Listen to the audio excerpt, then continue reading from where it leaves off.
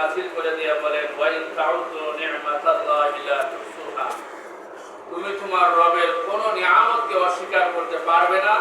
তুমি ডানে বামে সামনে পিছনে উপরে নিচে যেদিকে তাকাবে তোমার দেওয়া রবের নিয়ামতের ভরপুর করা। এই যে আমি মসজিদে এসেছি, আল্লাহ তাআলা আসার তৌফিক দিয়েছেন।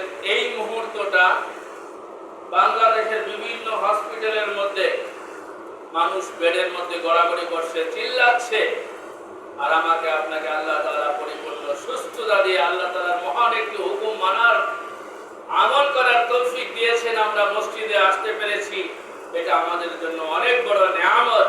আমরা শুধু জবানে যদি একবার বলি আলহামদুলিল্লাহ, এই আলহামদুলিল্লাহ বলার কারণে আল্লাহ তাআলা আমাদেরকে কি পরিমাণ নেক দিবেন, কি পরিমাণ সওয়াব দিবেন। আল্লাহ রাসূল সাল্লাল্লাহু আলাইহি ওয়াসাল্লাম বলেন, বান্দা যদি ঠিকমতো জানতো আর যদি আমল করত, তাহলে আমার একটা উম্মতও কি করতো না, জাহান্নামে যেত না। সর্বদা সব সময় তারা সুবহানাল্লাহ, আলহামদুলিল্লাহ, ওয়া লা ইলাহা ইল্লাল্লাহ, আল্লাহু আকবার, এই তাসবির উপরে তারা অটল থাকতো। তারা দুষ্টমি করতো না, শয়তানি করতো না, সময়কে অপচয় করতো না।